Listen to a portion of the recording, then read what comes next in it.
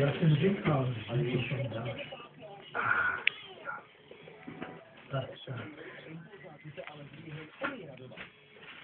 Neslyšeli jste včera, že asi rádio málo posloucháte, no? No, už velmi tam jo, ale... Mluvil, ale dost pozdě, až tak kolem 10:30 večer. Koláče. Mluvil ten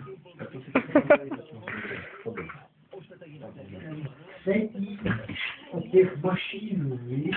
Jo, ten co dostal to vyznamenání, ten třetí. Ten Power, nebo jak jsem byl. To vydáš tím debilem. Jo. Já jsem teda, ne, to je něco hrozného. Jsi šulin. Tady jsi kokos. On to tak dal, jak mi bylo vidět, že to nemá pravdu vůbec. Teď chceš trochu šťávy na zapítku? Táhni. Jo, tak ale ne, čistou budu No, máš hrdinkou šťávu. čistou vodu. Máš rád? Mám rád všechno, ale nejradši já radši mám rád Toho je hodně. Vodu a... A jaké ti můžu vařit? Chceš normální nebo rozpustný? Normální. A jaký chceš hrnek? Větší, menší? No. 4 litra ti dám, jo? Kabino. Po co na? No, třeba,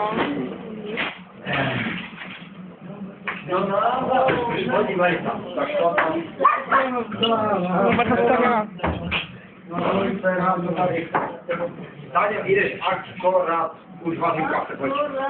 Přesně to trefí. Já jsem ráno dozvěděl, že vy chodíte doma od Jany, já jsem se Ty to nevěděl? No, já jsem pro něj byl, já jsem pro něj zajel, no. Ahoj, Stani.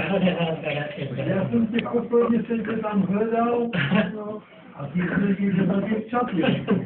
Jo, Staňa ten jezdí furt, nahání. Tak mi potom Jana šla kupovat jakousi. No. Je tam čerstvo. Je tam, to je dobře saniše.